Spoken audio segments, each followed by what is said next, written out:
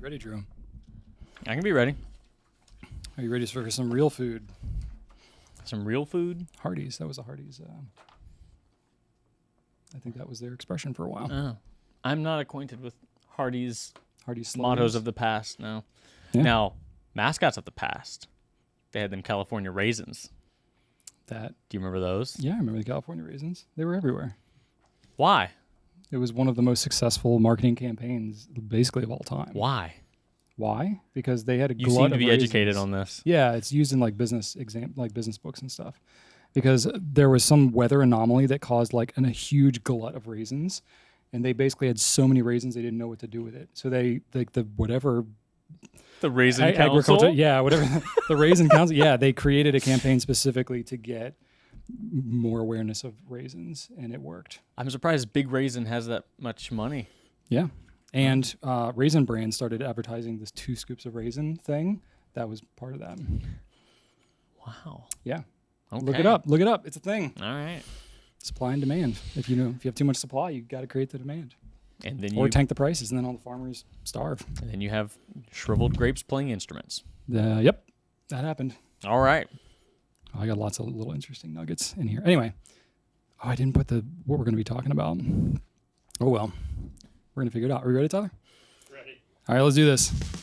Welcome, everybody, to episode 9 of the Goulet Pencast, where fountain pens are still a thing. I am Brian Goulet, And I am Drew Brown. and we're here from Goulet Pens to deliver this casual and informal, tangential and extraneous, superfluous and extemporaneous fountain pen show where we talk about what's going on at the Goulet Pen Company and our fountain pen lives. In today's show, we're going to be shortening things up just a little bit because we just did one of these last week. And if you made it to the end, then we announced that we're going to try to start doing these more regularly.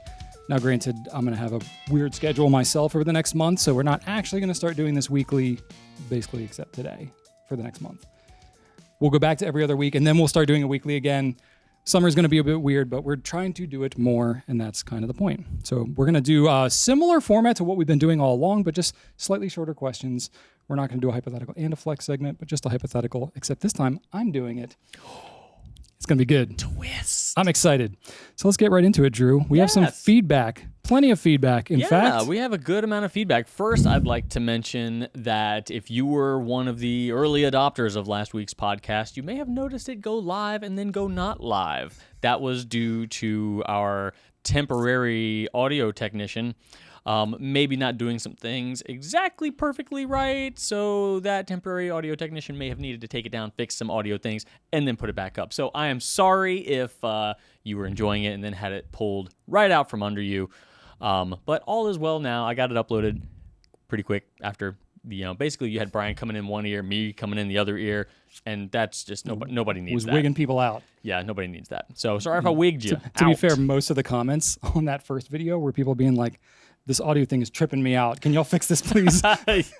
Yes. Something to that effect. Thank you for that. Sorry. Yeah. And then we mentioned the Pilot MR/Metropolitan in one of last week's Q&A questions. And Brian and I started talking about how perhaps we did not know a lot about that. One of the questions was, since our, meaning in the U.S., we have the Metropolitan, comes with a Con B squeeze converter, does the MR come with a converter? And Graham from the U.K. says that it does not come with a standard international converter. It does come with a short cartridge, though. There you go.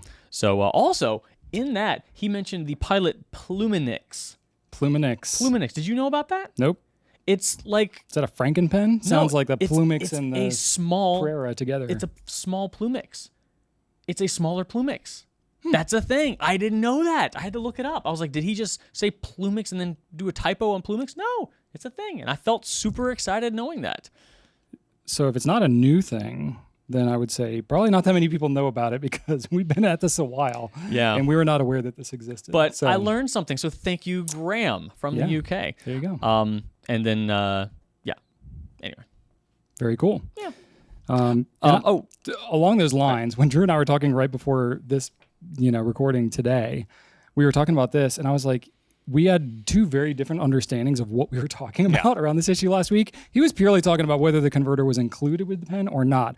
I was talking about whether the pen was a standard international configuration or a Pilot Namiki configuration, which is a different cartridge, different converter kind of setup. So I was a little confused when I read the comments and stuff like that. But there were some people that said that no, it is not a standard international setup at all. This is not relating to whether it comes with a converter or not. But they're like, no, it's the Pilot Namiki version. But no, it actually is the standard international.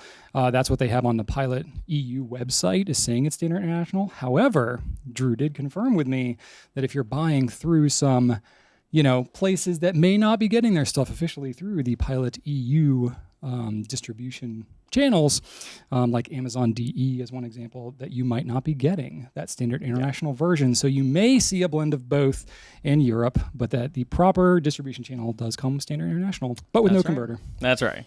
So glad we got that cleared up. Yes, and we'll continue to learn more on that. Welcome to what happens when we don't know what we're talking about. AKA every podcast. We also had a surprising number of people saying, hey, I'm really into math, and I appreciate the fact that Brian said asymptote. Yes, that's right. So that was the first time I had heard that word, but apparently there's some asymptote fans out there. Yes, and in reflecting on this comment, I was like, what can I give these people? Some more, the math fans out there. Oh, yes, please. So I'm willing to bet that there's a normal distribution of appreciation for my asymptote terminology. That's like the bell curve. That's called a normal distribution. You've heard of the bell curve. Don't look at me and talk math, ever. So there's probably some outliers on both ends, but I find great satisfaction in knowing that if you poll enough people and find a normal distribution about how they feel about asymptotes, that those who feel very strongly in favor of or against asymptotes will, in and of themselves, be an asymptote. Isn't that wonderful? I'm broken. All right. Why did you do that to me? Could you do what did you it's say? It's like asymptote inception. Save that till the end where my brain is already like I got nothing left. And oh my goodness. Yes. So East Wind via YouTube also said a funny thing that I wanted to mention because I feel the same way. Brian and I talked about filler words last week and how he says and hum. And I said like a million times. And I say a lot. Mm-hmm. And East Wind also says okay is pretty much the flywheel of my vocabulary. Without that word, I would pretty much be able to only grunt and say things like fire bad. And I like that because I think that I would have a similar struggle if I wasn't able to say, Mm-hmm. And then we also had a couple of comments since we began the show, not necessarily last time, but since we began, about how when Brian's reading the opening, he says the word extraneous or extemporaneous. Mm-hmm. Both technically, while reading from the script, which by definition is the opposite of extemporaneous. It is a bit ironic. Yeah. That the word that talks about how ad-libbed this whole thing is. So I was like, Brian, is entirely scripted. You should try to memorize the intro. I thought that'd be a great idea. Literally couldn't do it. I mean, I tried. I was like, right before we started recording, I was like, superfluous is in there somewhere. I mean, I can't do it. I can't. I'm sure you'd be able to do it one day. I can't remember Christmas carols that I've sung my entire life. I can't remember the words to the Star Spangled Banner. It's pretty bad. Like my rote memory is severely deficient. I've actually been tested on this, and it's way out of line with all of my other abilities. So it is a severe deficiency that I have that I'm just kind of okay with. And this is something, believe it or not, that has been an ongoing issue with videos because I will literally script and have like 2 sentences of something to say about a pen that I know inside and out. And when I sit down in front of the camera and I go to record, I cannot say the same thing 2 times in a row. My brain just goes off and I can't remember what it is that I even wrote, even though I wrote it and looked at it 2 seconds before I said it. It's kind of a thing. I bet you there are a lot of people that would be surprised to hear that. You come across very naturally. Well, most of the time that's because I'm just ad-libbing. But I mean, look at how many notes how very extemporaneous there are of you. in this thing. Yeah, I mean, our stuff is surprisingly, it's bulleted out. Yeah. Right? But if I'm trying to say something very specific and accurate, I pretty much have to write it down because I cannot remember all the words. All right, well, maybe we can create like a jingle or a song. Extemporaneous. See, if we did that, we recorded that once, and then just use that every time, that'd be great. But if I had to sing it every time we started the thing, I would not remember it at all. No, I don't think any of us need that. I don't know how I made it through school, to be honest with you. Oh, actually, you got some stuff coming up next. Oh, I do have some stuff, don't I? Okay, so Andrea Erdman on YouTube said, correct the spelling in your last segment, Compne updates. well. I thought this was delightful. And I would honestly love it if every single recording we had, somebody genuinely thought we spelled it wrong, because that's kind of the running gag. Yeah. And we just left it in there. So Drew corrected, Andrea properly on the comments, but it's supposed to be that way. Though it wasn't the first time. No. We just went with it. And we just liked the way Compne sounded. Yeah. So that's what we do. And then this other one, Ignacio Amato, said, Brian, you had a good thing going, and now it's becoming cheesy and a little tacky. Why did you choose to go in that direction? If you two want to do comedy, I don't think that this is the right channel. It's definitely not. Burn. I appreciate the sentiment. I genuinely do. However... This is nothing new. Going all the way back to 2010, remember I did the Jerbon glass pen with the Ocean Spray 2010 wine segments? And, there's so many silly and ridiculous things that we've done all along the way. But then specifically, you and I together have recorded multiple ridiculous segments. I think my ridiculousness amps up when you're in the room. Yeah, I would say you have that effect on me.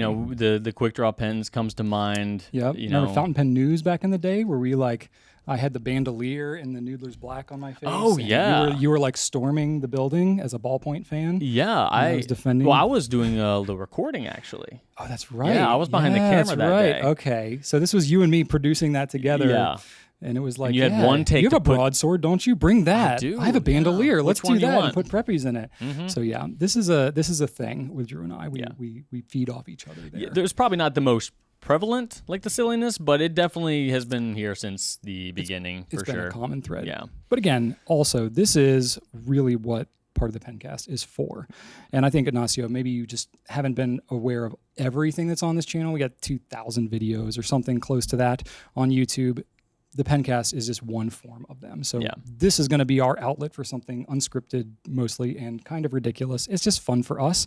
Most of the other stuff that we produce is a little more serious, a little more, pointed, but we don't really take ourselves all that seriously. And we are being 100% our genuine selves, and this is just us. So and this we totally acknowledge is not going to be everybody's cup of tea, and that is fine. We have multiple cups of multiple teas available on our YouTube channel. So I also will always be finishing this video up with timestamps. So if you want to skip to just the meat and potatoes of the pen talk, you most certainly can do that too. Yeah, we're probably more serious during the Q&A. We're asking specifically about pen questions and stuff like that. But it's not going to be everybody's flavor, and that's fine. But we're just going to have fun with it and keep doing it this way. So don't give up on the whole channel. That would be a shame. Yeah, no, but just get the Pencast. The intro that we just mentioned is 100% true. Like that's why he says that. In fact, I know it's long, but we wanted to open with that to give everybody the right impression of what they're in for. There you go. All right. New stuff. Let's talk about some new stuff. All right. Well, we have a new TWSBI, Drew, which is not something that happens every day. The TWSBI swipe. Wow. Yeah. Big deal. Cool. Yeah, it is a big deal. So 2 colors. You're going to have a blue. And you're going to have a kind of like a translucent smoke. It's a pretty opaque translucent, but it is a little translucent. The blue seems to be more opaque. Kind of like they have with the Go. They have a blue and a smoke, right? Yeah, but the Go is translucent all the way through as well. It's fairly translucent. Yeah. This one, it seems the blue. We haven't seen this in person, but based on the pictures that we've seen, it looks like the blue is pretty solid and the smoke is somewhat translucent through. But it's got an ink window either way, so you're gonna have some good visibility to your ink status. Now I looked at that and I was like, why is there a spring in here? What the heck is going on? That was the first thing I saw. Well, Drew, that's because this pen is a cartridge converter pen. Wait, Brian, TWSBI does not make cartridge converter pens. Well, they do now, brother. Collective gasp. I know. Actually, this is what I alluded to a couple of weeks ago when we recorded, when I said that I talked to Philip and all that. He was telling me about this pen, and I couldn't talk about it. Oh! Actually, this pen has been in the works for quite some time. But he was telling me, so they developed the cartridge converter thing, and it's a 2 different styles of converter as well. There is like a twist version as well as the push one, kind of like what you have in the Go with the spring and all that mess. So it's two different ones, and the version that's coming in the U.S. is going to have both, as well as a cartridge. But it's standard international, so you should still, I think, fit other types of converters if you don't have the TWSBI one. But I think the TWSBI one is unique to them because he was talking about how challenging it was to design it and get the flow right and everything like that. It's very different than a piston filling pen. And that opened up the whole conversation about like everything that's involved in getting ink to flow properly through a fountain pen. And it is so involved, it's kind of ridiculous. So is it one of those like pump sort of filling mechanisms, or is it just like a plunger that just draws ink up like just an automated syringe? I believe it's going to act like the Go, where it's got the spring and it'll more or less get a full filling on one draw, but you could do it a couple of times if you wanted to kind of max it out. I think that's how it's going to work, but we haven't seen it in our hands yet. So I haven't seen a video of how it's used. I'm kind of making assumptions based on its design. Well, I'm excited. I think a lot of people are looking forward to this one. You know what? Technically, the micarta was a cartridge converter pen too. You are correct about that. A lot of people forget about that one. That's an oldie but goodie. That was a pretty cool pen. I know. I miss it. That's pretty cool. But that was just a regular standard international back in the day. No spring-loaded fun. Yeah. So I'm curious to see how this pen does, because it is, I feel like some of the response, and y'all let us know in the comments what you think about it, but especially in the US, it's definitely not as much of a cartridge forward, pen community as it is, say, in Europe. We've talked about this with the Pilot, right? So I think that when TWSBI was designing this, they had a little bit more of an eye towards the European market. But I think that's why they're including the two different styles of converters in the US, is so that it, has a little more appeal to those who maybe aren't going to be using cartridges all the time. But they're just cartridges much more universal and available in Europe and not so much in the US. So I'm very curious to see how it's received, see what kind of feedback you get.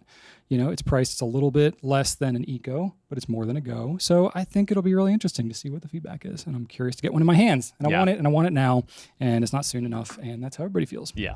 About everything TWSBI, more or less. That's true. So I'm excited about that. $26.99. And stainless steel nibs. The nibs are the same as the Eco, I believe. And it'll be interesting to see how it's received. So we'll let you know. As soon as we get it, we'll pull it out and we'll show it on this Pencast at the next episode, which might be the next one that we do, depending on when it arrives. I think it's coming soon, though. All right. Next thing we got is a Diplomat Aero Stripes Black, or as Track Dog on YouTube says, if you say Aero Black Stripe 3 times, does one appear? I'm getting some strong Beetlejuice vibes, which I think is pretty good. You need to put some like neon green or bright green ink in it. That way it has like the hair effect to it, which I think is pretty cool. So that one I think is also coming very soon. Today. Did it come today? Well, I had a question mark on it this morning. I didn't confirm whether it actually arrived, but probably by the time this is here Friday, when we are I'm publishing this. I'm supposed to put something on Instagram about it today. So. Well, then probably it has arrived. So, so it's probably here. We'll see. If Drew posted something about it on Wednesday, then you will know that I've got it ready arrived. to go. There you go. So, I guess we could have shown it. Have we? Yeah, it's around here somewhere. Okay. Well, I didn't know, and here we are. So, anyway, $180 for that pen, stainless steel nib. So, that's your flavor.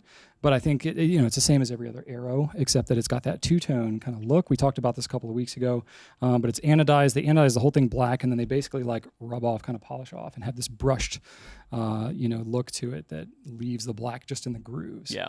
So new technique that they're trying. I love that Diplomat always tries new things, and I'm curious to see how it's received. So it'll be exciting to see. I love the fact that they're doing this extra step and not charging any more for it. I think that's a really cool move by Diplomat. It's definitely more work. It's more work. It costs more to produce this pen, but they're selling it at the same price as all the other ones. So I think that's super cool. And they would only do that. And I kind of asked our distributor about that. They were like, yeah, it does cost them more time and labor to do that, but they want to see how this pen is received. And they felt like if they charged a premium, that might falsely influence how it's received. So they just genuinely wanted to see how it went. So nice. Well, I appreciate that. There you go. That's a good guy move right there. That's right. You know what else, Brian? What, Drew? It's Shark Week. Yeah, it is. It is Shark Week, and that means, like we've done the last several at this point, or are we still at few years? I think years. Can we say several years? Has it been long enough to say several? What's the cutoff there? I don't know. Official? When does something go from few to several? For the last bunch of years, we've been selling our Jinhao Shark pens, the 993, at some sort of a discount, where there was like a buy one, get one thing. Right now, though, they are 50% off, which bumps them all the way down to a paltry $1.97. So buy a bunch. When this goes up on Friday, we will still have the sale going. It's going to run through midnight Sunday. So we might need a bigger pen case. There you go. But they're fun. It's a great penabling pen. Buy some for your friends, your family. It comes with a converter too for $1.97. I mean, it's pretty tough to beat. Yeah, it's pretty tough to beat. Seriously, it's a great starter pen. It's fun. They're sharks. Brought that one up in the most recent Pens for Newbies Part 2. Yeah. So it's featured in there. We also have a kind of ridiculous video on the Shark pen itself, where I just really had some fun with the intro. And another good example of how you can't take me that seriously. And your haberdashery. My what? Your hat. My hat? Your hat choice. My hat choice. Yeah, you wore a haberdashery. A haberdasher Is that a hat maker? Yeah. A hat enthusiast? Hat maker. Hat seller? Hat seller. Hat haberdasher? proprietor. A hat proprietor is called a haberdasher? I believe so. Now you've got me think. Now you've got just me. I've heard the term, but I've never understood it. I've never understood what it is. All right. Well, you're one step ahead of me on asymptote then, because I've never even heard of that one. Well, I don't know. I don't know what to say. I'm not a hat guy. I don't wear hats. You know me. I can't pull off a hat. My head's too big. I look really weird. All hats. I was thinking about that when I was looking back at some old videos with some funky intros, and our Shading Inks video. Not only are you wearing a trench coat, that's a good one. When it looks like you have no with pants shorts, on, because I'm wearing shorts. It looks like you have like no pants. I look on. like a flasher. But you've got a hat that just does not fit you at all. Like it's like sitting on top of your head. Well, so we went to Goodwill to pick up those items. No, that hat, that was Joe's hat. That's what that was. And I have a bigger head than him. And that the coat was from Goodwill. It was a lady's trench coat. That's why it was so short. Mystery. And the sleeves went maybe to here. Like not even 3/4 sleeves. It was like a 5/8 sleeves. No, our costume budget wasn't very high that year. Yeah, I think we paid $9 for that coat. Maybe that's not bad. It was a half decent trench coat. Yeah, I couldn't really wear it. Where'd it go? Who has it now? I don't know where it went. Honestly, I know I don't have it anymore. We should bring that back. Yeah. You want to move on to Q&A? I think we should. All right. Let's keep this thing rolling. All right. We are going to start the Q and the A. That's right. With you kick it off, Drew. I do not know what this person's name is. Chris Cavi 19 from YouTube, I believe, mentioned a semi-common question, actually. Okay. Why some noodlers and Private Reserve make a kind of foam on the tip of the nib? Kind of foam. And what I am talking hearing, like that crusty stuff that can build up? Yes, Yeah, definitely the nib crust, the creep crust. Crustaceans, that's what I like to call them. Crustacean creep crust. So, this is not a new thing, is it? Nope. Not new at all. No. In fact, we've been seeing this for probably over a decade with different ink. Not just Noodlers or Private Reserve, but other brands too. Mm-hmm. We've seen it with Diamine. We've seen it like Copper Burst, I think, does it a lot. Pumpkin, Diamine Pumpkin does it a lot. Pumpkin does it? Yeah, oh yeah. I've had Red Dragon do it. Interesting. Mm-hmm. I know the original, very first one I ever saw that did it was Jerbon 1670 Rouge Hematite. Really? Yep. On your Schaefer, I bet. Oh yeah, definitely. Yeah, the Schaefer 300. 100%. Yeah, 100%. That might be the first pen that I saw that did it on. But yeah, it seems to be a pretty common trend, especially with red and orange colored inks, or like copper colored inks. The only non one of those I saw it in, it happened to me once with Monteverde California teal. And that was the only time I saw it with a green. Okay. Yeah. So what's happening is you've got some nib creep going on to some extent. It could be a little bit, it could be a lot, but it's happening in some way. And you've got some ink creeping out, and then the pen is it's drying out. So when it dries, it crustifies, whatever you want to call it, solidifies, and then more creeps. And kind of creeps on top of that crust and makes more crust, and you've kind of get a. It's like a mushroom. It's like a stalagmite on your nib. Yeah, but it comes up from the ground instead of dripping down. Anyway, it's just wait. Stalagmite. So one stalagmite and stalactite. Tights on the ceiling. Tights on the ceiling. Yeah, because it's tight to the ceiling. Yeah, and stalagmite come from the ground. Yeah. Well, it might touch the ceiling one day. See, that's not a helpful pneumatic device for me because.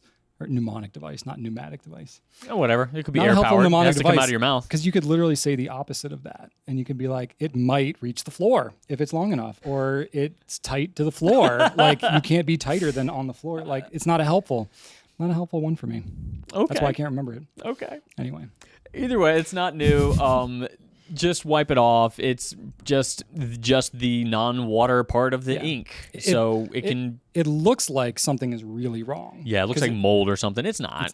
It's not. It's just crustiness. I think it's whatever dye component or it turns into. I don't know if it's a particulate necessarily. It could be, but I think sometimes what happens, especially with certain inks that are highly saturated like that, you can actually get dye that will fall out of suspension in the water. And I think this is. Again, I'm tiptoeing outside of my actual realm of knowledge, getting into maybe an area I don't know. But I think, when you have some of these things, because we have some inks, for example, Noodler's Dragon's Napalm, I think Dragon's does Napalm, this, Georgia Peach. It'll have some like stuff that it almost starts to look like shimmer, but it's not really. They're kind of flaky looking. It's a little flaky. Really unique and we've asked Nathan about that before, and he said that does that because literally you cannot put any more dye into that ink. It is 100% saturated as much as it can be. And sometimes what happens, certain dyes will actually like solidify and kind of fall out of suspension like that. It doesn't hurt the ink, doesn't mean anything's wrong. So I think what's happening is as you're having the nib exposed to air, the water is evaporating, and then essentially you have more dye left than the water that's left can actually hold. So then it turns into that kind of crusty particulate stuff, but it's just not in the ink anymore. You know what I mean? So it's similar kind of effect, but it's just exposed to the air, and then it just turns itself into a stalagmite. So you can just wipe it off, maybe dip your ink in water to give it a little bit of a rinse, because what you were doing at that point is reconstituting the ink, because all it is ink that's missing the water component. Absolutely. You can wipe it on your friend's shirt. You can lick it. There's all kinds of options for you. There are times where you need to ignore Mr. Goulet. This is one of those times. You shouldn't heed my advice. Legal disclaimer inserted here. But I'm just saying these are options you can do. Physically, you are capable of besmirching a friend's clothing Absolutely. with this. Absolutely. I wouldn't advise you to do any of those things. No. Just wipe it off with a wet paper towel or like lick a tissue or something and then wipe it off. That works too. That sounds weird, I know, but I'm saying just get it wet, okay? Through whatever means you've deemed necessary. Yes. But anyway, it does happen. It's across different brands. It's not anything wrong. It just it's a natural byproduct of some of these dyes. It's going to happen mostly in the brands that have specifically vibrant colors. Yeah. Do you know if you dilute those inks, do you think that would happen less probably? Yeah, absolutely. I would assume that would happen. I would think so. That could be another option. We've talked about that with other things like nitrogen, organic stew nitrogen. You could try diluting those maybe 10% with a distilled water, and you probably have that effect happening a lot less. Specifically with noodlers, which tends to be very, very saturated ink colors. Yeah. There you go. All right. Spencer Call on IG asked, what can I use fountain pens for outside of school? I just graduated and my job doesn't require, and then it's cut off. Require writing, I would assume. Well, you can wipe it on your friend's shirt. Yeah, or you could lick it. As we've covered. These are all options. No, I mean, literally anything. But I also understand that saying anything isn't super helpful because you're still just as lost as you were. But so that doesn't help me. No, it's not super helpful. But, journaling, project / hobby planning. I don't do a daily journal, but I do like to write stuff down when I'm planning a thing, be it, a project, gardening, things like that. A collection, organizing stuff like that. So when you say journaling, to dive in even a little deeper on that, you could think of journaling as, dear diary, this is what, so-and-so said to me. A daily today. journal, yeah. Yeah, but you're talking, you could have a journal specifically about a hobby or an interest, like gardening, for example. That has like a beginning and an end, potentially. Like, planning what you're going to plant, or if you're going on vacation, planning for that, documenting things that are around your hotel, things you'd like to, see or hit, all sorts of things. So that can definitely... Grocery lists. Any type of lists are a good opportunity to use those. Specifically, if you have a pen, that's what I use. A Lamy 2000 a lot for list making and bullet journaling and things like that, where it's not going to be a long writing session, but having a pen that caps and uncaps easily, and you can just write little quick notes. I enjoy that process for those. And professionally, almost every job requires meetings or discussions, and if you record your thoughts during those meetings or the thoughts of others, it will stick in your brain a little bit more. So that's never a bad idea either. Yeah. Yeah, you could write things down and then bring them up in an appropriate time instead of just blurting out whatever thought comes to mind. That helped me out a lot. In the middle of somebody else's sentence. Yeah. And one thing I would ask you for, let Spencer know what you use your fountain pens for if you do not use them professionally, because I'm sure that there are a ton of opportunities that I don't even know about that, Spencer, check out the comments. Somebody's going to leave something for you. Yeah, you could start your own YouTube channel about pens. That's one example from my own personal life. No, it's interesting because, literally I did not discover fountain pens until I had fully graduated my entire school career. So all the experience I have with fountain pens is outside of school. So there's obviously plenty of ways to use it. I use mine for journaling, kind of like what Drew said. Sometimes it's purpose-driven. Sometimes it's just general thoughts. But I do use that for meeting notes as well. Handwriting practice sometimes. It can be actually kind of therapeutic to do that. I'm a very tactile person. I like to be very active. And sometimes I can't always do the things that I may want to do, like, outdoor stuff, mulching and just cutting trees and like that kind of weird stuff. I can't Documenting your oil do change that. schedules. Absolutely. Writing down serial numbers for tools and yes, spark plug, product codes and things like that. Sometimes that's not practical when you're, trying to be in the same room as your children, maybe. So handwriting practice is one of those things that if you're wanting to relax at the end of a workday or whatever, you can put on, your favorite TV show or something like that. And you can do, that kind of stuff. It can be kind of therapeutic while you're kind of still present in the room with other people maybe, or by yourself if you don't like people. Or I just use them as carry around pens. I mean, literally, I just carry my pens around and when I need to sign a receipt at a restaurant or I need to, I don't know, explain to people what it is that I do for a living. It helps to have a pen on hand. So you'll find lots of ways if you just look for those little opportunities. And particularly, I think if you have pens that are interesting and fun for you to use, you'll probably just look for more opportunities to use them.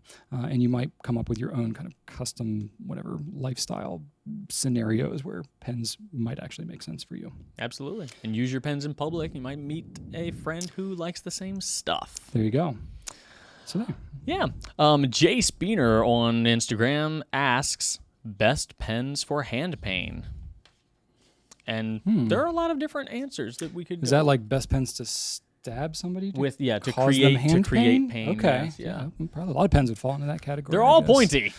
No, what I would recommend if you have some sort of arthritis situation, carpal tunnel, something that makes it uncomfortable, that's not uncommon because a lot of folks actually gravitate to fountain pens because they're easier on your wrist because you don't have to push down hard. If you have a nicely tuned fountain pen, that ink is going to flow with no pressure at all. So it's not uncommon to search out fountain pens to help with that. Yeah, and I would say even just the fact that you have discovered fountain pens at all, you're already on the right track. And pretty much pick up any fountain pen, you're going to be more or less in a better position than you would be with most other writing implements. Just because of the nature of the way that the pens flow, they require less pressure. You don't have to have a mechanical ball like a ballpoint or a roller ball that you're physically having to use friction to drag it across the page to get it to write. Fountain pens will flow through capillary action. So basically any properly writing fountain pen is going to require less pressure and be easier on your hand. Now, you can nuance that even further. If you have a pen that's way too small or very, very heavy or something like that, that could cause some cramping and fatigue with your hand. Yeah, don't go with a small pen made of iron. Right.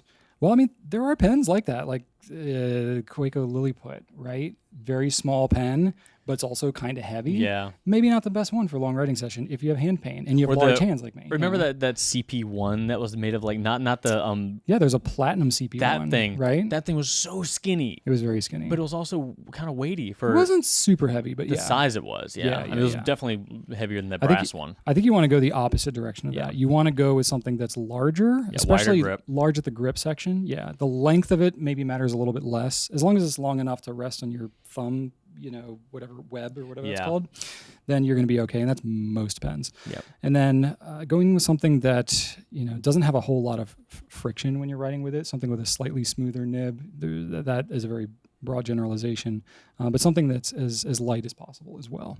So I had a kind of a short list of ones that I thought would be kind of good.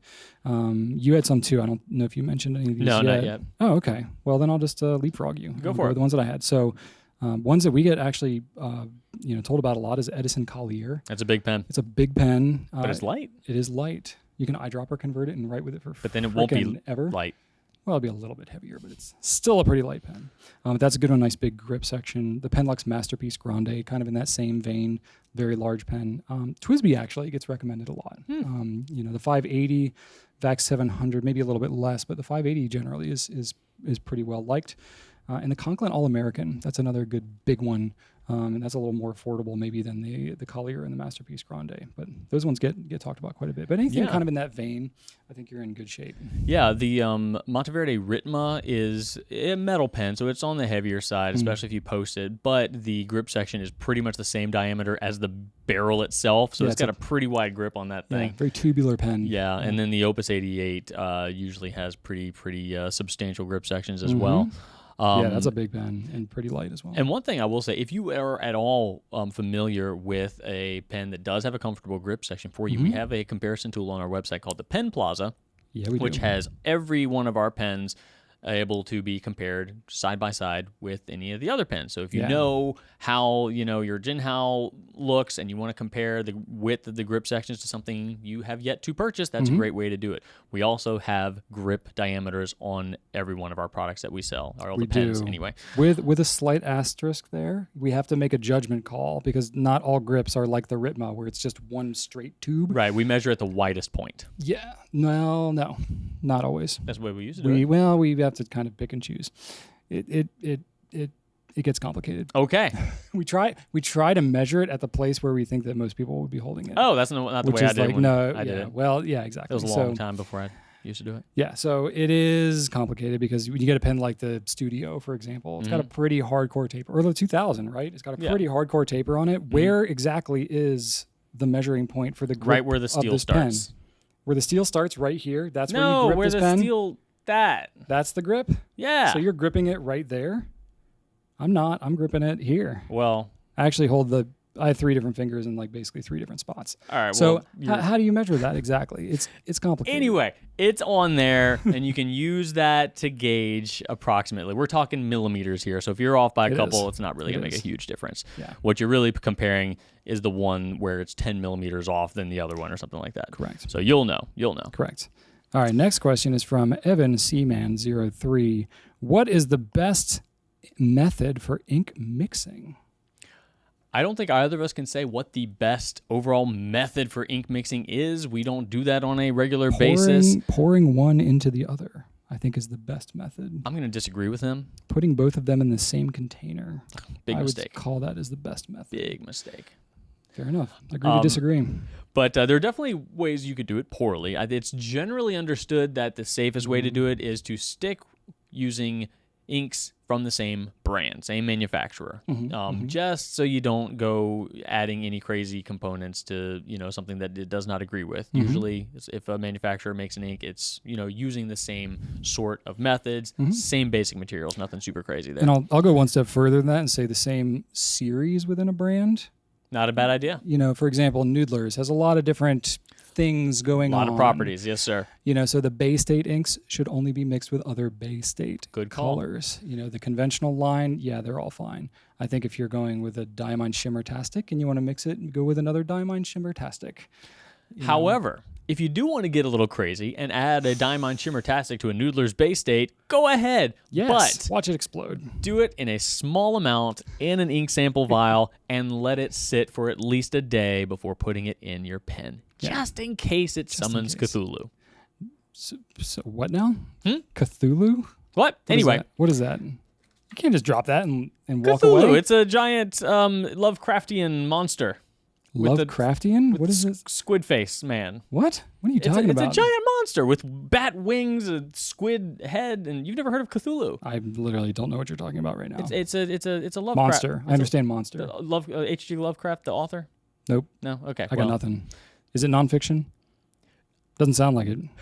If it's fiction, I got nothing for you. Do you think that what I'm talking about actually exists? I mean, I don't know.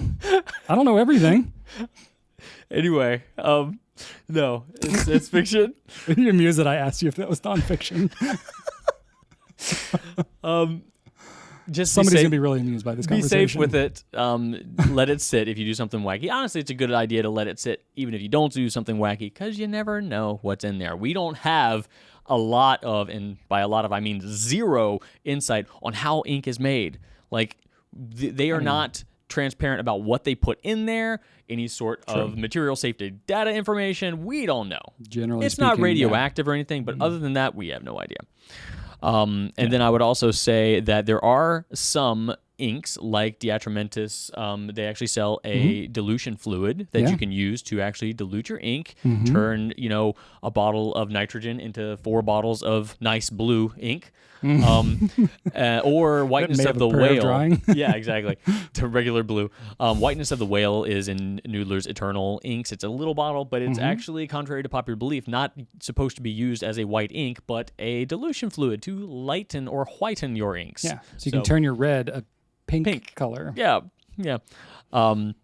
Or whatever. And one thing that I asked Brian K over on the customer care team, he likes to mix ink, and he said that Jeremy, our other guy here that likes to make inks recommended to him, counting drops is a good way to measure the ratio. If you don't have the equipment necessary to kind of weigh by volume, using a disposable pipette, which produces better drops than a syringe. Syringe is hard to control precisely. A disposable pipette that we also sell can control drops a little bit better, and just count your drops. Like this is a 3 to 1 or, a 2 to 3. So it's a lot better to kind of scale it up from there when you're starting in the ink sample vials. That actually is part of the reason why we carry those disposable pipettes instead of just having the syringes.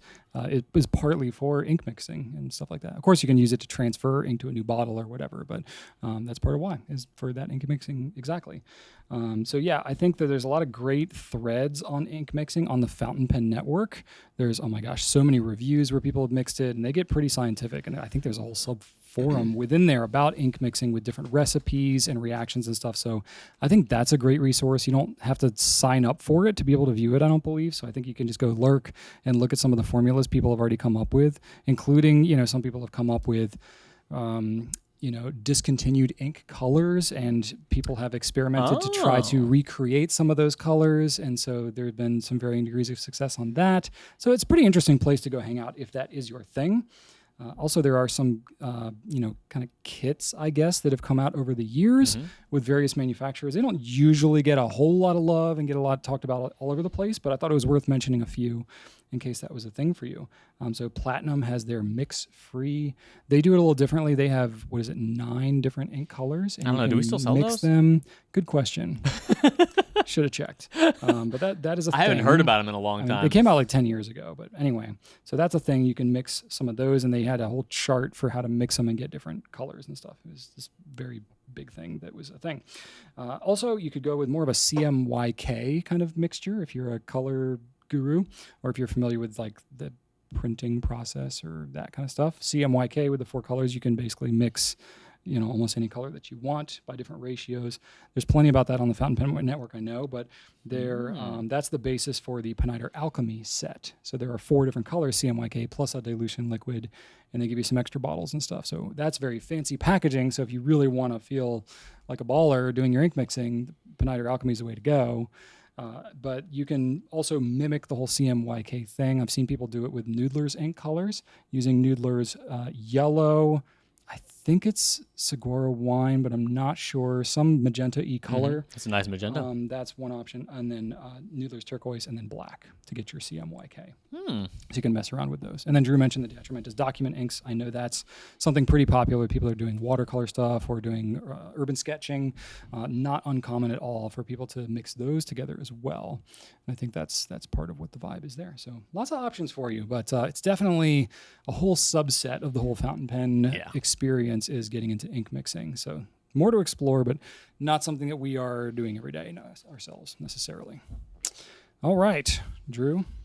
Well, Brian, the Drifter's Melody on Instagram asks, often new pens come with scratchy nibs and or starting issues.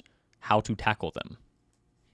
How to tackle them? How to tackle them. Run at them very physically. Aggressively. Yeah. Keep your eye on them. If they're moving quickly, you want to try to anticipate where they're going to be by the time you get to them. You want to keep your head down, right? And then, I'm just kidding. I don't actually know what I'm talking about. You're supposed to keep your head down or head up? I don't know. I don't football. I feel like if your head's down, I literally don't know. I think it's head down. I would be like I think if your head's up, you can snap your neck. I would be like a 7th string kicker, maybe. I don't know what I would be. I would be a lineman, and they would just be like, or a very lazy. Large, I would be a very. Here. Yeah. I would be a very lazy cheerleader. Oh yeah, okay. Yeah, I would get tired very quickly. I think you're on the right track with kicker. I think you could be a 3rd string kicker or something. When he's not kicking, he's very lazily cheerleading. Yes, exactly. Yeah. Hey. Yeah. Where's the cotton candy? Towel boy, maybe? You could be a towel boy. Maybe. Yeah. Do they do that? Is that a thing? All I right. don't know. Drew and I clearly don't know Gatorade, anything about sports. Ice adder. Yeah. I don't know. First of all, Drifter's Melody, you got to know the difference between scratchiness and feedback, because that's the first thing. A lot of folks, hey, my name's Drew, the only pen I own has been a Pelican Broad, and then I bought a Vanishing Point with an extra fine nib. I hate it. It feels weird and different. It's scratchy. No, Drew. It's not. It's just a very different nib, and it's a very different sized piece of metal rubbing up against paper. So, just putting that out there. Define what the pen is supposed to write like so you know kind of what to expect. There are pens out there that do have a noticeably higher amount of feedback than other pens. Absolutely. That's not something you need to fix per se. And if you do want it changed, you go to a nib-meister and they can make it the way you want it. But it's not a defect. It's kind of supposed to be like that. So yeah, and that's different depending on the manufacturer and how they're kind of designing it to be. I kind of anticipate it, or not anticipate. The analogy that I think about it is sort of like when you have a car.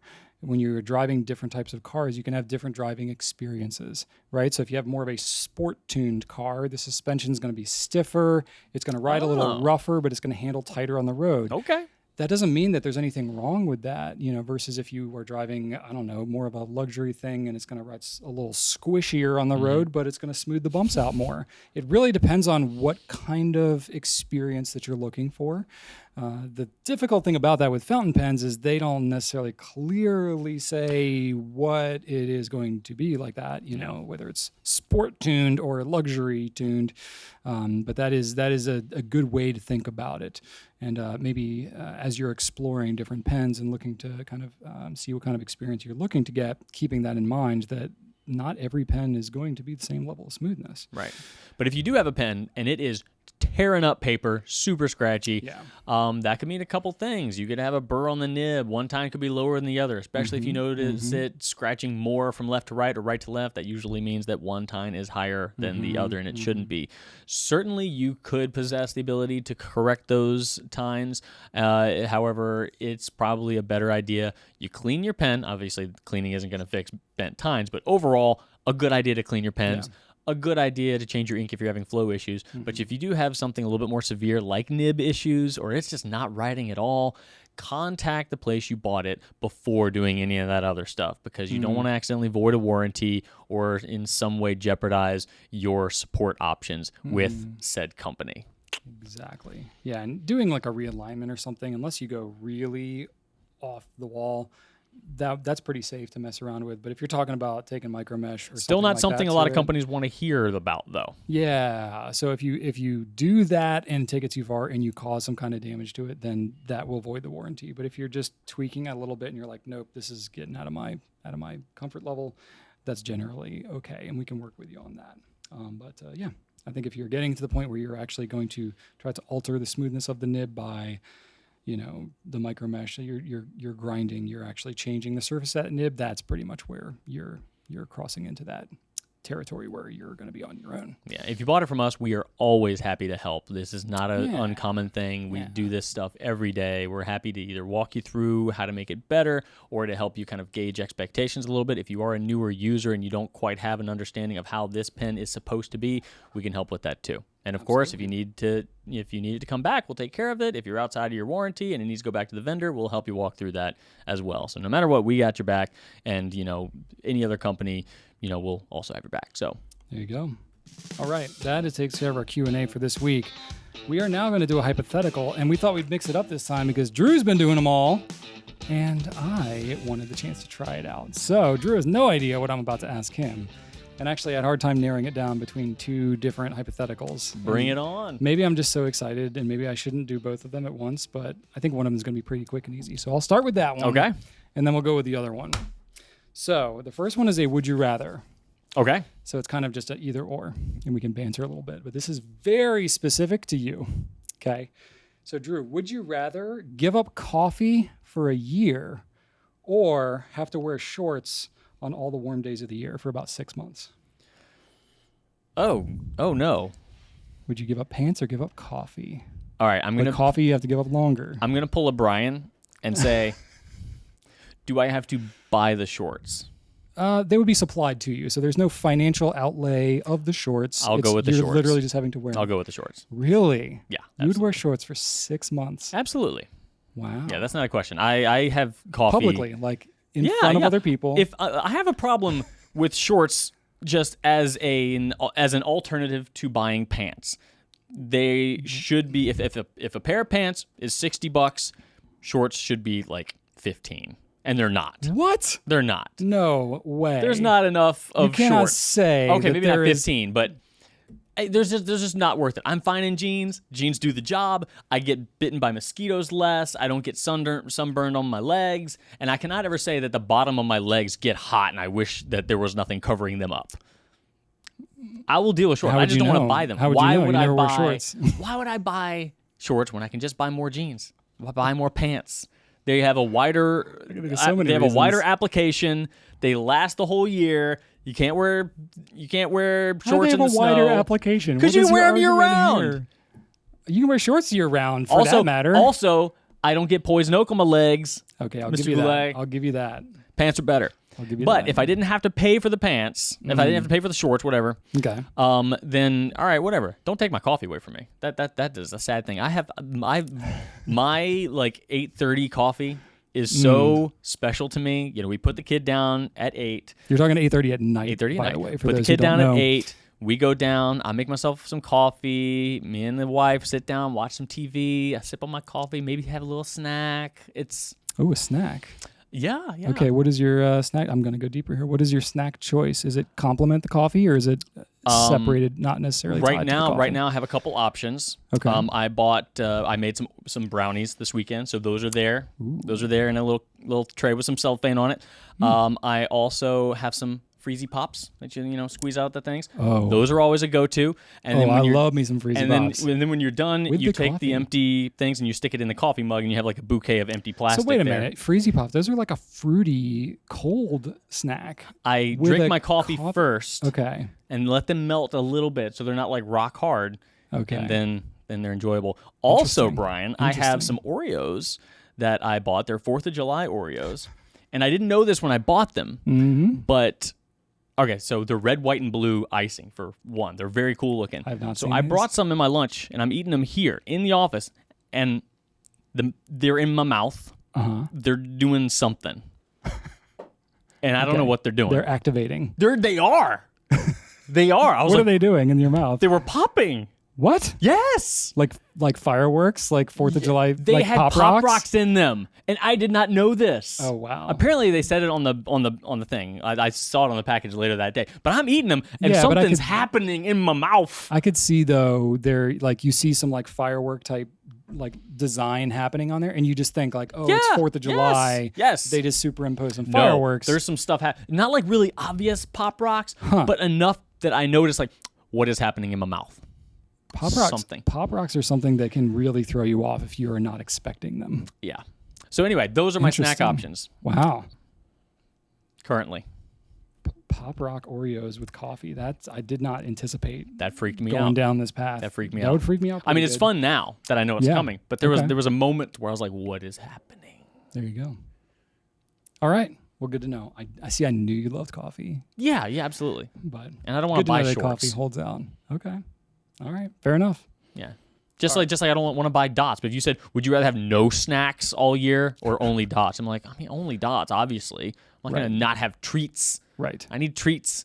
I don't want to treats. I don't want to buy them. If you had said, would you rather have no snacks or buy dots? I'm like, okay. But if you did want to buy them, you can get them almost anywhere. Almost anywhere. Anyway, what was your second thing? You want to do the second one? Do you want to do that one? So this one, you're gonna have to think about this one a little bit more. Nah. Oh, you will. All right. If you were a professional wrestler, what would be your entrance theme song? Easy. You don't think I've thought about this? Of the song? You don't think I've thought about this? I didn't know. We've Come never talked about this. Vainglory Opera by Ed Guy. Wow. I knew it was going to be a power metal song. It's kind of like Final Countdown. It starts off with like this like trumpety thing and then goes and then but it also keeps the Yeah. Yeah, easy. I knew it was going to be a power metal song. I just couldn't nail down There's so which many one possibilities. Exactly. Yeah, there are. I think I was listening to some power metal last night, and I also trying to get inspired about this question. I also know at what point I would walk out to the ring. Like I know when the song hits. Planned, huh? Yeah, I'm waiting until it starts with a and then I walk out.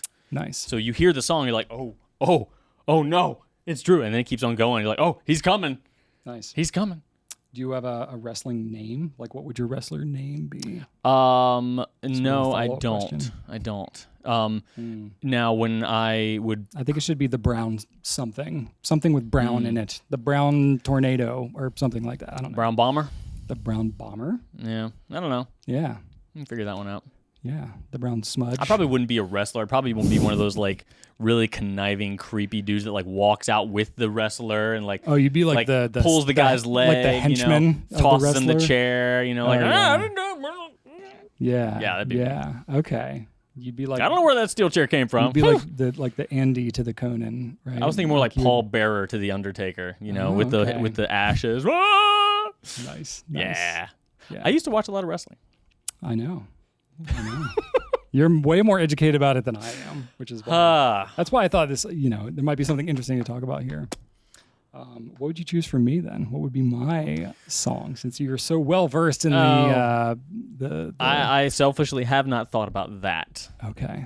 Fair enough. You know what? Nope, done. What? Offspring. Kids Aren't All Right. I don't actually like that song. My band covered that song in high school, and I didn't like it. Oh yeah, I didn't like it. It's too high. It's too high to sing. But it starts off really good. Yeah.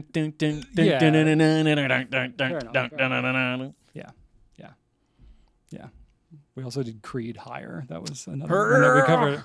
Yep. Do you know what I would choose as my wrestling name for myself, Drew? Because I did actually think about this. Maybe I should tell you what my outfit would be, and then you can try to guess what my wrestler name would be. Okay, go ahead. My outfit, I would have cargo shorts, of course, and then a flannel shirt, and some kind of like tool belt. I won't say specifically what type, because then that would maybe make it too obvious what I'm going for here. No, I don't. So I live a very outdoorsman's lifestyle at home, and so I would call myself Lumberjack. And that would be my... Oh, gosh. So I'd have like a brawny man type of... brawny man turned bad kind of thing. I'm sure there's a movie somewhere where there's a character belt named with like a hatchet on the back of it and stuff like that. Oh, gosh. Yeah. See, that would be... That's like a hard hat. That's like WWF 1981. Oh, yeah. Yeah. Well, that's... I'm not current on the whole scene, so... It's not as fun anymore. I think that's a shame. From what I've seen, anyway. But yeah. My song, I think Iron Maiden Run to the Hills would be pretty fun. That one's got a good build up to it. It's not very woodsy. I had a a hard time finding a woodsy, surprisingly, I had a hard time finding a lumberjacky pro wrestling sounding song. That's a shame. And I spent quite a bit of time, more than I should have last night, on it. That or Carmina Burana by Trans-Siberian Orchestra. Classic. I just love TSO. Classic. And, I thought that was a good one. But I would make for a very weird wrestler, because they'd be like, who is this guy? He's all over the place, because I have such random diverging interests. People wouldn't be able to pin me down. No, I think I would go with some like for your lumberjack song. I would go with a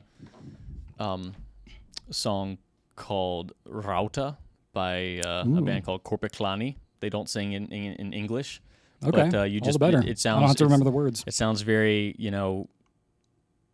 lumberjacky in my opinion. Do I get to do this kind of motion? Oh yeah, they say iske like 900 times. Nice. Which I believe means forge. I think it's about blacksmithing. Ooh, okay. I can get on board with that. Yeah. There you go. Yeah. As long as it pumps me up and I feel like doing like this kind of motion, I feel like we're in the right. Oh yeah, no. In the right zone. They do that. Fantastic. All right. Good stuff. All right, so what's happening, Drew? What's happening? In your life? Last week, Friday, I got invited to a Las Vegas-themed murder mystery dinner. And that was the first time I had done one of those. I think a lot of people can relate to that. It's like every weekend. It was pretty interesting. Apparently, the host buys like a kit, and it comes with like the storyline, like little cards and name tags and some props maybe. Yeah. They kind of host it. You get a little packet in advance that says something about the character you're supposed to be, and your backstory. So it's kind of like in The Office where they have that the murder. There's a murder in Savannah. What was that called? That game, the deep cut here. What was the game called, Drew? I know it had a name. I can't remember. I remember Voodoo Mama Juju. That's right. But yeah, it's like that. I do declare. It was a lot like that. So my character was a bookie, a Las Vegas, bet taker, odds maker. So I just wanted to look. I just wanted to look kind of skeezy. No offense to the Las Vegas bookmakers out there, but it was pretty tongue in cheek. Yeah. It's okay. But yeah, I wore a brown velour long sleeve shirt with a half zip, some brown sunglasses, and a gold chain I bought off Amazon for $9. I did not look appealing at all. My reflection insulted me quite a bit. So that was fun. My wife Shannon ended up being the murderer. So hey, that's cool. yeah, she murdered her husband. So that was her Were you ability. her husband in the game? No, Or I that was somebody not. else? It was Okay, well, it that's was cool. somebody else. Yeah. So Bells, bourbon, and bullets. That was the name of the Nice. game in The Office. Nice. So yeah, that was an interesting little adventure. So we did that. I bought my 7-year-old a bow and arrow. So that's a thing. Like a real one? Like a real one, yeah. He hasn't killed anything. So Wow. that's good. I consider that a parenting win. Wow. Is it like a kid's version, like a small one? Or It is like a pretty full-on- small. Like yeah. a youth size? Yeah, it's a youth compound bow with target Okay. arrows. I mean, they're metal, but Wow. yeah, I drew a little zombie that he's been shooting in the backyard. Well, that's good practice because when there is an uprising, it's Yeah, what's good the to Iron? have It's him. It's Iron Maiden's Eddie. That's really the only zombie I know how to draw. That's fantastic. But actually, they do archery at his summer camp, so he had a pretty good idea of what was safe, what was unsafe. So I know he had done it before. So I remember I did archery at summer camp as a kid. I had really loved it. Like He actually knew a lot. He was like, all right, this is where the fletchings go. When you're not holding it, you hold it like this, and I didn't really need to tell him anything. I was in Nice. fact like, hey, if someone goes past this line, you don't shoot. Okay. Right. So that was neat. He's Cool. been enjoying that. Wow. And I bought some shark pens with the sale. So I bought some Heyo. shark pens for my mother-in-law and some of my wife's coworkers. And I found out last night when I gave the shark pens to my wife to take for her to take to work. Gave her some cartridges as well. Just got a pack of the Monteverde mixed cartridges, and she said to me, "So what do these do? How do you get these in there?"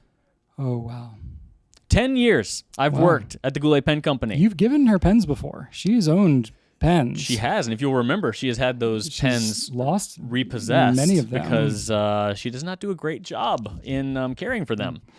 I love her to death, but It sounds like you should educate her a little bit. I think that she has her Rosie Retro 51 rollerball, and that's just it. That's enough. The That's fountain enough for pen her. thing, but she didn't know how to put in a cartridge. We could send her. You could send her a couple links to some videos that could help her out with that. So that she doesn't want to surprised hear me. it from you. But And she then could I was watch on the like, video. Shannon, name 5 fountain pen brands, and she was like, Oh gosh. Lamy, Mont Blanc, Jaffa. I was like, oh my god. Wow. Okay. She eventually got there, but man, it was a moment. Okay. Yeah. She's clearly invested in your life. Yeah. Could you name 5 brands of things that she deals with? Probably. No, but I know So, some things. Yeah. Okay. I know some things. Okay.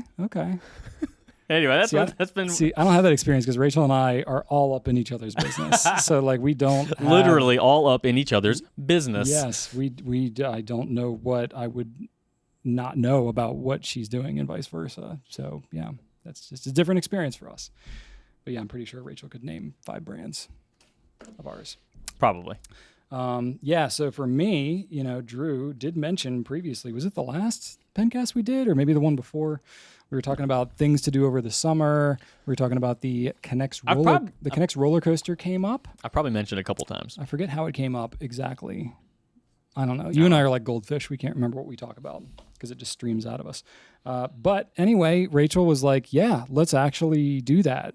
We should do it. And I was like, oh yeah, that was a thing. Yes. Let's do that. So actually, Ellie, you know Ellie. Yeah. She went up and grabbed the rather sizable trunk that all those pieces are in because the Connects roller coaster, it's about 8 feet long, about 3 feet high and 3 feet wide, something like that. Yeah. It's pretty big. Yeah. It's all just little sticks and stuff, but still, it takes up a fairly good sized container when you have it in there. She went and grabbed the container and like clunked it down the stairs all by herself. And I was like, oh, this is happening like right now. And the kids wanted to do it. They both were excited about it. And I've tried to get them into Connects before. And it was one of those things that I'm sure you've had this experience with Archer. You try to introduce your kids to things and they're kind of like, feign interest in it for a little bit. And then you're left like building the Connects Ferris wheel all by yourself because now it's taking up half the living room and you're kind of committed at that point, but they have no interest whatsoever in doing it. So that Ferris wheel I built 2 or 3 years ago. They have not let me take it apart So it's been taking up room in our house for years, literally. And now we have the Ferris wheel and the roller coaster in our living room. And it's kind of taking up the entire thing. But they wanted to do the roller coaster, but they hung in there. They did it. Their fingers were sore and everything. And I was like, oh, this is bringing me back. Oh, Connects are merciless. They are merciless. And they both wanted to do it. And Ellie wanted to listen to Christmas music while we were doing it in the middle of July. So we were listening. I felt like I had time traveled back to 1994 because here I am building this Connects roller coaster as the dad with my kids, which is weird enough. And then Ellie is listening to this Christmas album of the Muppets doing Christmas songs, which my mother loved Muppet Christmas, and we listened to it all the time growing up. Oh, I have a very soft spot for the Muppets. The 12 Days of Christmas Muppets is Wait, hold on. 12 Days of Christmas Muppets. You're not talking about the movie. Christmas. No, I'm talking about the songs. Okay. Yeah. I thought you were talking about a Muppet Christmas Carol. No, they had like an album. That is my jam. No. They had an album of. So she somehow found this and wanted. So here I am in July. I am with currently my wearing kids. a Kermit watch and Hey, look at that.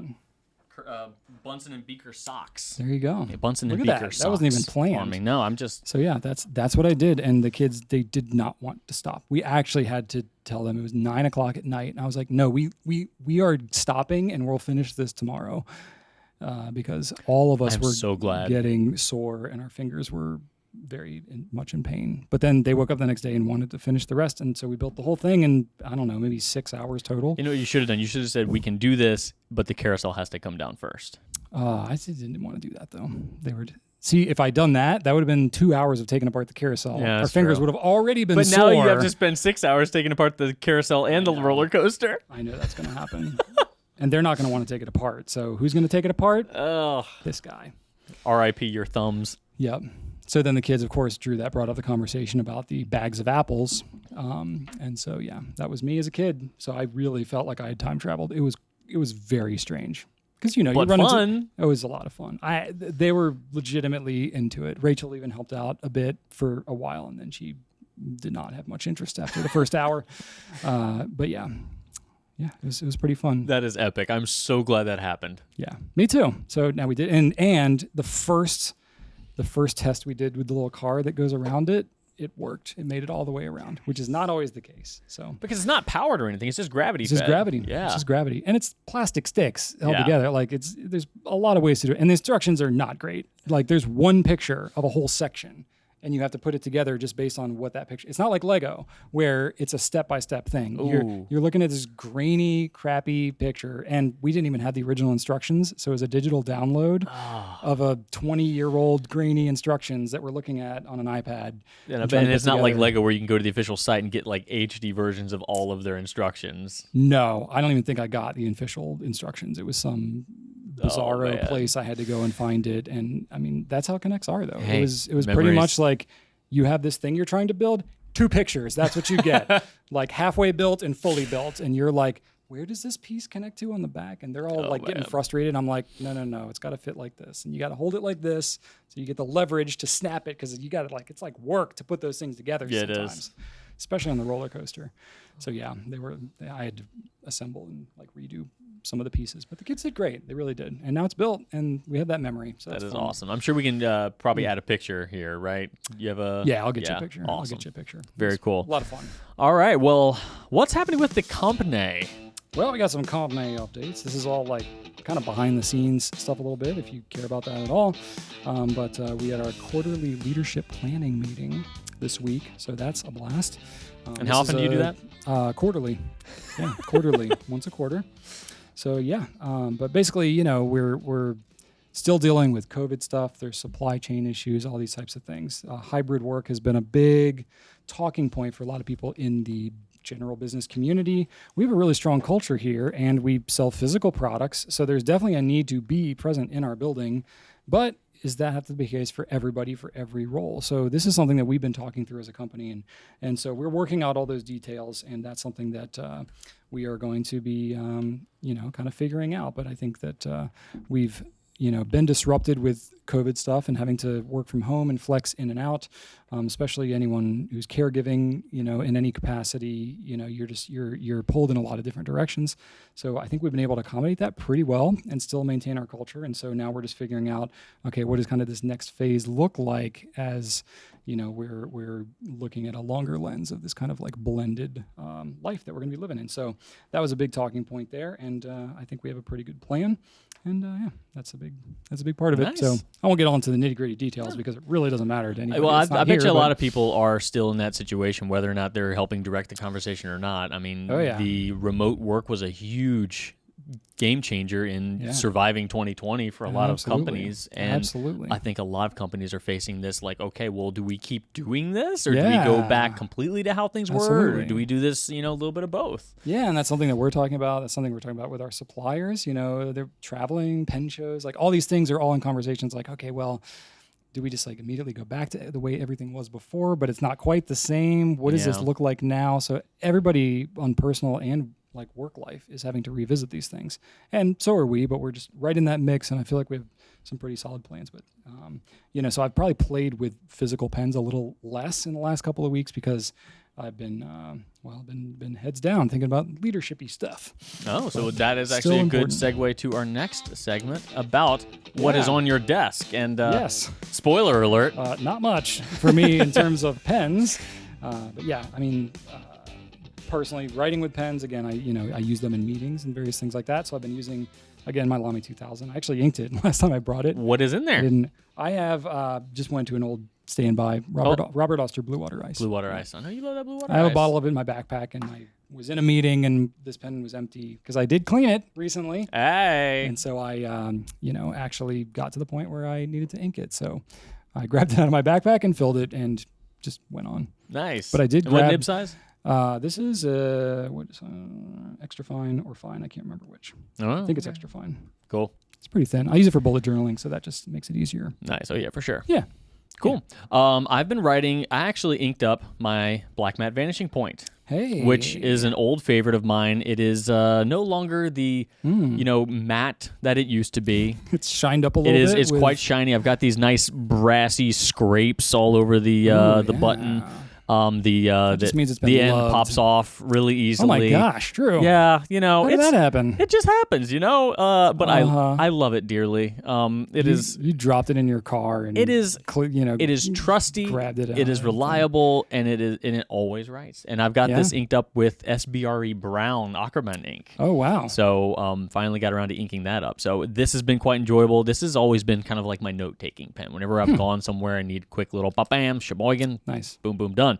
And I inked up and he makes that sound every time he writes a note. It's kind of annoying, but you get used to it. People, and I inked up my TWSBI ALR Prussian Blue 580. Because you had just gotten that, but you hadn't inked it yet. So what you got in there? Coincidentally, last podcast I had mentioned my enjoyment of Noodler's Navy, and I actually found I went to our website and I was like, what is a good match for the trim around this thing? Yeah, is Navy a good match? I thought it was. Yeah, with the 1.1 that this has on it. Normally, it's a little dark. Yeah. But the 1.1 spreads it out a little bit more and lightens it up, and I think it's a really good match. You would think normally with a stub nib that's going to be like super wet and put down a ton of ink, but I personally don't think that that's the case. No, I mean I think it spreads it out quite a bit, so it actually is a little bit lighter. So this has been super enjoyable, and I've been writing with my Visconti Van Gogh Pollard Willows. Oh yeah, but you can't get anymore. No, you cannot. But I love this pen very, very much. That's right. And Drew cherry picked this one off the shelf when he got it. I looked perks through a few. of working here. Now I will say,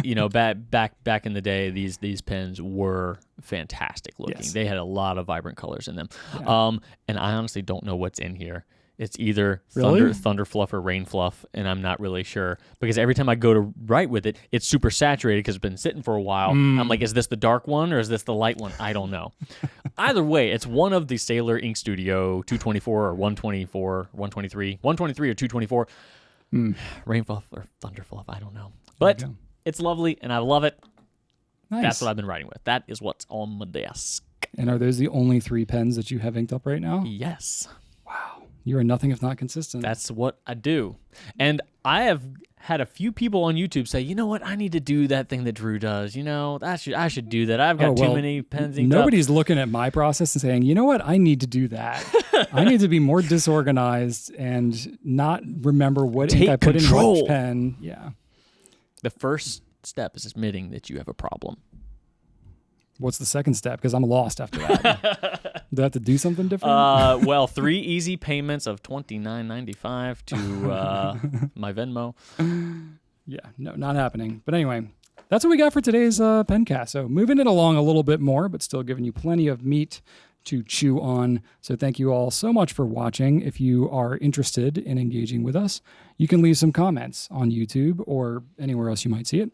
You can send us an email at pencast@gouletpens.com, especially you audio listeners. Leave us a 5-star review wherever 5-star reviews can be had. That would be appreciated. And before we leave you all today, I do have a random fun fact for you all. This was not verified whatsoever. It came off a list on the internet, and I didn't follow up with it at all. But I thought maybe, I know Drew loves it when I just pull random facts, and he's like, is that really true? I'm like, I don't have a clue. But anyway, I thought this was maybe pertinent since we've talked about some shimmer-tastic inks and things like that. So apparently, according to the internet, glitter was actually created by a rancher. So a cattle rancher in New Jersey is credited for having invented glitter, and it was by accident.